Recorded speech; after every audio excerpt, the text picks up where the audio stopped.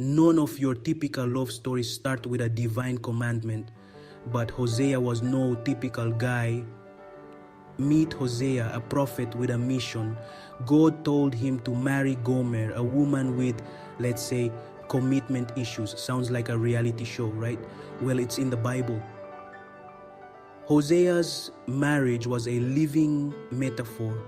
Gomer's unfaithfulness represented Israel's waywardness.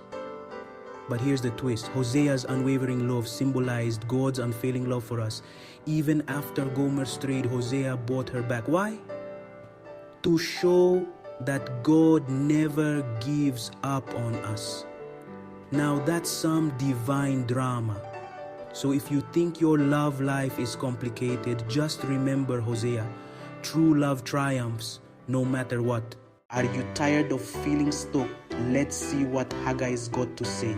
So the Israelites are back from exile, but their city is still a mess. Enter Haggai, God's motivational speaker. His message: get your priorities straight. Build the temple first, folks. Haggai is like that friend who reminds you to finish your homework before binge watching TV. He tells them, put God first and the blessings will follow. Spoiler alert, they listened and things got way better. Haggai even promises that the new temple will be more glorious than before.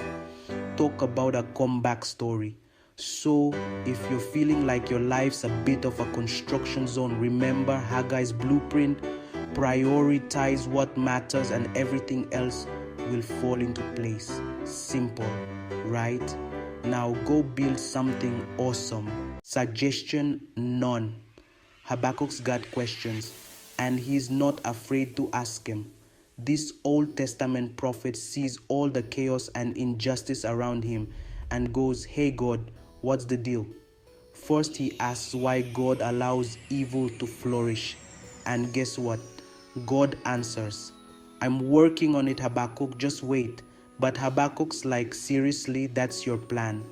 Next, God reveals a bigger plan, one that's gonna blow Habakkuk's mind. It's about justice, timing, and trust. In the end, Habakkuk's faith transforms. He learns to trust in God's timing, even when things look bleak. His journey from doubt to faith shows us it's okay to question as long as we are ready to listen. So why do Habakkuk's questions matter today? Because they remind us that faith's not about having all the answers. It's about trusting the one who does. I'm sure you've heard the news. First Kings is more than just a dusty old book. Let's dive in.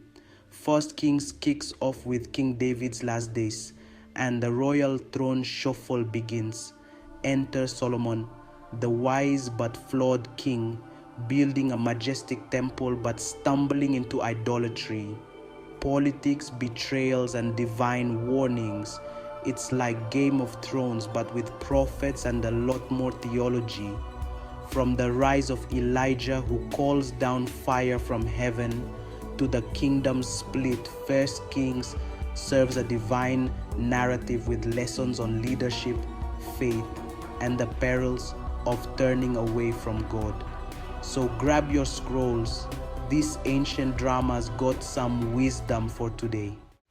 If you don't like reading long text but still want to ace your theology class, then stick around for this Isaiah rundown. Isaiah is one of the major prophets in the Bible. Think of him as the ancient world's top influencer. His book is divided into two parts, chapters 1:139, which are all about judgment and warnings, but don't worry, it's not all gloom and doom. Chapters 40-66 bring a message of hope and redemption. It's like watching a movie with a plot twist. Just when you think it's all over, boom, happy ending. Isaiah talks about the coming of the Messiah and the ultimate victory of good over evil. So next time you're feeling down, remember the book of Isaiah, where there's always a light at the end of the tunnel. See you in the next divine adventure.